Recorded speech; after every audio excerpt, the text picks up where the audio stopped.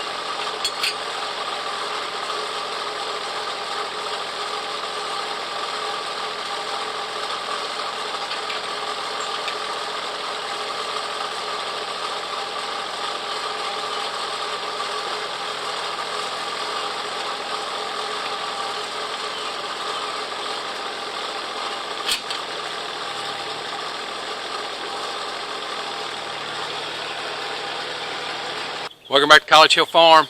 Well, today I'm going to hill the garden. I've got a doctor's appointment today, so I cannot plant my sweet potatoes today.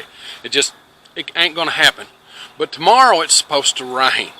So I want to go ahead and get my hill done. It's early in the morning. I don't have time to go and pluck the sweet potato sets, get them over here, water them, do everything I need to do before I have to leave. So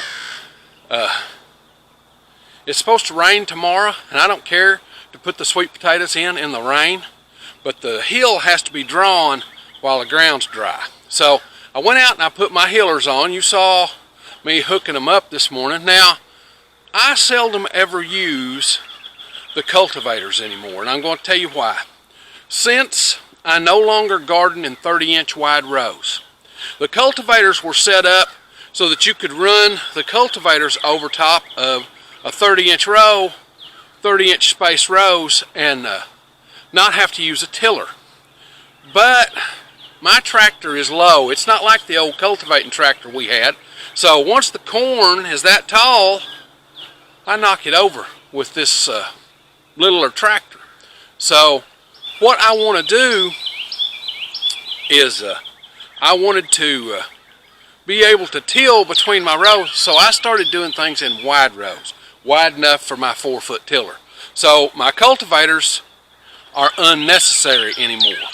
So now, since I made the hillers on the cultivators, I leave the hillers on the cultivators. So let's have a look at those. Okay, all I did was I welded this bar onto the hillers, onto the cultivators, and really I could move my hillers out to that spot, but for drawing this hill today, they would be perfect for that.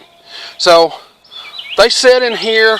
You can buy this from Agri Supply and this. I think I paid for the set of each one, I think it was $12 and $36. So less than $100, I got both of them. And then I bought the bar at a local welding shop. They just cut me a piece off as long as I wanted it. And I think I paid $14 or $15. I'm sure it's a lot more now because steel has gone crazy. But you set your cultivators at an angle. the steeper the angle you set them, okay, the bigger the hill they make. You can see how I've got these set. I want to make a pretty good size hill. Now, this one is turned in a little more than the other, but it really doesn't make any difference. I'm just drawing a hill today. If I was doing the potatoes, I would turn this one out a little bit and make my gap in between them a little bit bigger so I didn't plow up the potatoes, because there's always that danger. Alright, let's get down through here and make a row.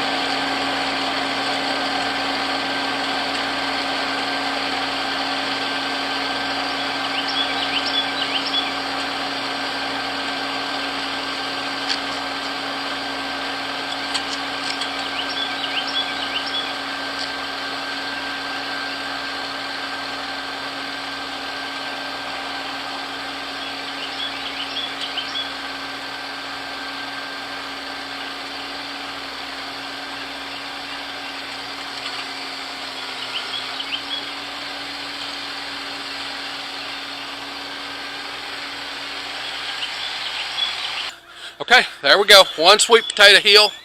I try and make it as straight as possible. The straighter you make it, the easier it is to tend. But sometimes when the tractor is in the dirt, one wheel or the other one will lose a little grab. Now I've got it set in 4-wheel, and I pretty much leave it in 4-wheel while it's here on the farm. But sometimes it'll waggle, and I have to step on the positive traction, which is a pedal right there at the feet, and I step on that positive traction. That helps it solid back up. But sometimes it waggles a little bit. You can see a few waggles down through there, but most of it is pretty straight.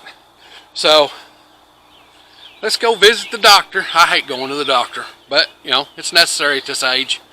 So I will see you either tomorrow or the next day out here and plant these sweet potatoes. Okay, it has been 4 or 5 days since I started this video. We've had a rain since then. I had some doctor things that I had to get done, and I'll just leave it at that. I had some doctor things I had to get done. So I'm out here this morning getting ready to plant my sweet potatoes. Now, we've got a bed here, and something's been digging in the bed, and I don't know what it is, but it don't matter. There's still plenty of sweet potatoes in the bed. Now, I've pulled my truck over here right close to the bed because I can't get up and down off the ground without assistance. And that means, and I don't mean somebody, I mean there has to be something close for me to pull up on. The cost of getting old and having multiple sclerosis, that's just the way it is. So I've pulled my truck over here close, and I'm going to get down in this bed, but let's go have a look at the bed before we get started. Okay, here's my sweet potato bed. There's sweet potatoes all in here, but something has been digging. See there? And there's one of my sweet potatoes dug out. So I'm going to replant that sweet potato, put it back in the ground, and we'll pull out these sweet potatoes. All I'm going to do is get a bucket, and I'll show you how to get these out of the ground. All I'm going to do is get my bucket over here. Now there's sweet potatoes, there's big ones, there's little ones. All you want to do, get your sweet potatoes, is you reach right down in the ground, as far down as you can reach, without pulling the potatoes up. Remember, these are connected to potatoes. And look at there. There is a sweet potato set. Okay? Just put that in the bucket, and then get another one. Now what happens is, these start forming roots as they come off of the sweet potato. They start forming their own roots. And look at there, this one's even got little sweet potatoes already starting on it. So I just keep digging down in there. Some of them are long, some of them are short. Just depends on how close they are to the top of the ground.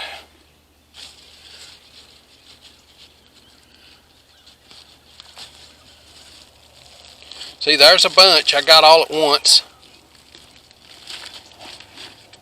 Okay, I'll get these out of the ground. And there's a mixture of Beauregards, red Beauregards, and white sweet potatoes. So I'm going to go ahead and get these out of the ground. It's one of the best things in the world you can do. These are just old sweet potatoes out of the basement. And they've made these sets. They are just so much better than trying to plant. Last year, you know, we did the sweet potatoes. And, excuse me. We did the sweet potatoes. And they were, we did them by cutting them, like cuttings, like regular potatoes. And they just didn't do good. I mean, they didn't do good at all.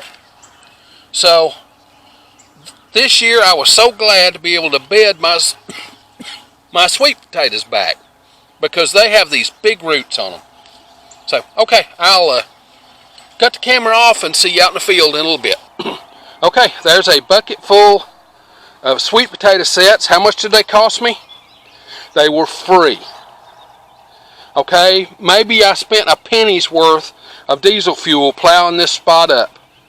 Other than that, they were free. Now, this is how many are left. Remember, I just brought out probably half a 5-gallon bucket full of sweet potatoes, and that's how many sets it's give me. Okay, there's still all kinds of sets here in the bed, but I'll start planting these. I'd say I've got my 100-foot row close to it right there. So I don't know if I'll plant that sweet potato back or not. So let's go put them in the ground. Okay, here we are in the garden. Pardon, I've got a cough drop in my mouth. This Canadian smoke has got me choked down. Anyway, we're out here in the garden, and I'm about to plant these sweet potatoes. And I use a very high-tech method. It's called a stick. You do not want to make the stick to where it's forked. You'd think that you'd put a fork stick up there for the way I'm going to do this, but you really want it just cut off flat. Okay, you don't want it to have a fork.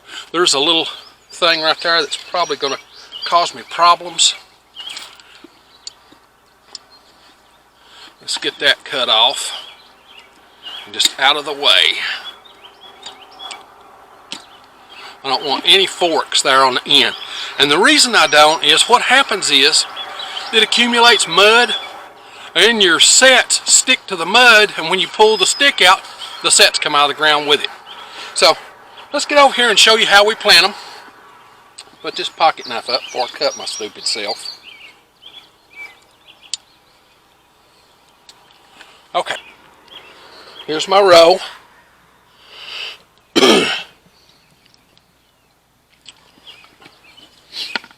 What you do, I go down through there and I drop sweet potatoes about a foot apart, and they never land where I want them to. Okay? See how they do? Because I can't bend over there and do that. That's alright. You can take your stick and pull them right up there where you want them.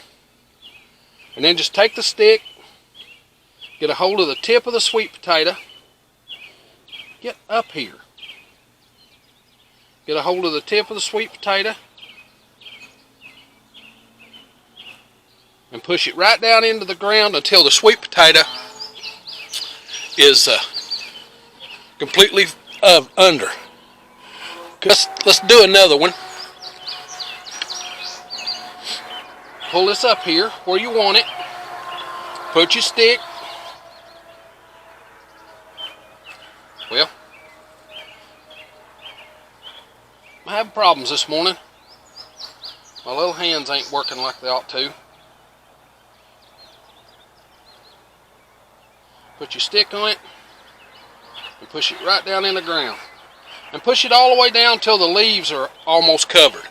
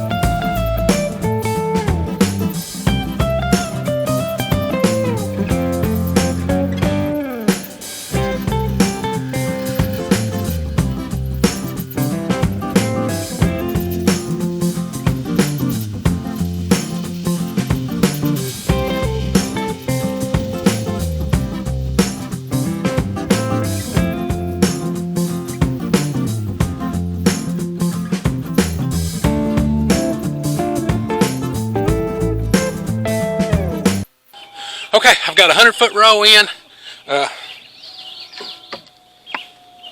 It took the whole bucket, okay? It took the whole bucket to get that 100-foot row, but I've still got at least a bucket's worth out there in the bed. So what I'm going to do is I'm going to save about half of those, and I'm going to put a thing up on Facebook and see if any of my neighbors want some. That way they can have some if they want them, and they can put them in their garden. A bucket full does about a 100-foot row. So now the next step is to get these watered in, and that's why I bought that backpack sprayer.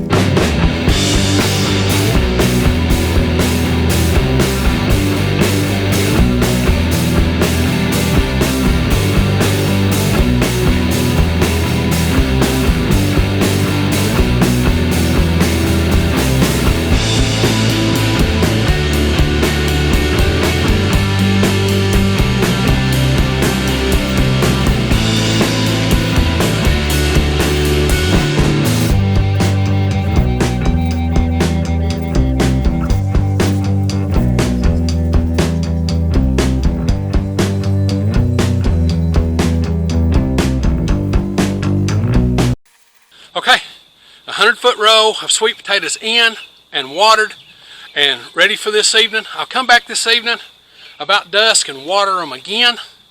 Then in the morning, about daylight, I'll water them again. And then tomorrow evening, I'll water them again. But the next day, which is Sunday, it's supposed to be raining. This is June the 9th. According to the signs, today and tomorrow are the best day to plant root crops in June. So that's what I did. Just lucky it fell that way. I would have planted them if it had been a barren sign. Okay, because this is when they need to get in the ground. It's when I had time and had the ability. So if you like this stuff, this homesteading, do-it-yourself kind of thing, be sure to come on out to the channel and subscribe. We do this homesteading stuff all the time, sometimes 1, sometimes 5 videos. Just depends on what's going on in the homestead that week. Now if you hit the little bell when you come to the channel, it'll notify you when we upload a video. We upload every Sunday. Now, with that being said, it's time for me to get on to the next thing.